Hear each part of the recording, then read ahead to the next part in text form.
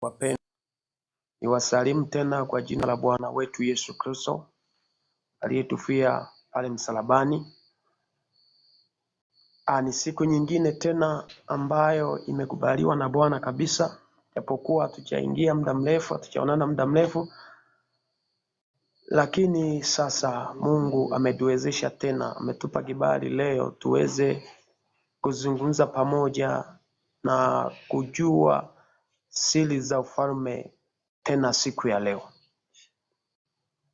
Kwa hiyo basi ninaenda kushare, pia ninakukaribisha saidie na wewe pia rafiki yangu kushare kabla hatujaenda kabisa kuingia kwenye kipindi chetu.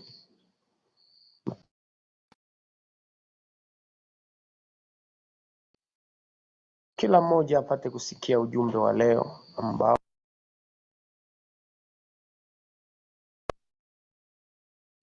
neno la Mungu.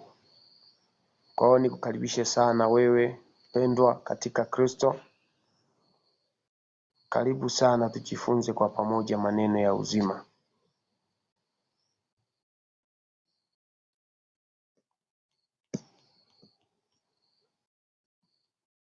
Hatutapoteza muda.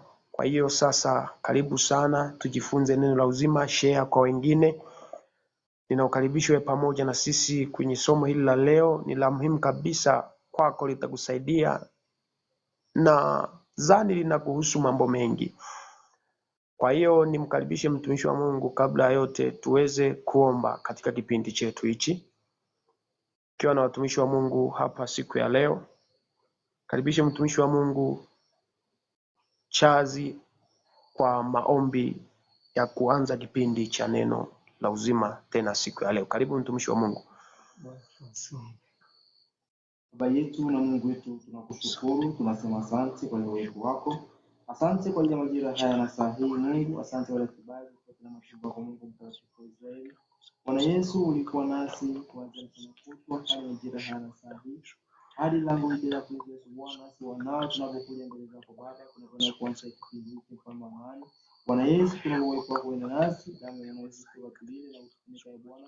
Roho Mtakatifu Mungu akatufundishe na kututumia kama apendavyo kwa amani, ili Bwana waseme kweli yako, ili wanao Mungu watakaoenda kusalana nako wakapata uponyaji katika jina la Yesu Kristo wa Nazareti, Bwana Mungu aliye hai.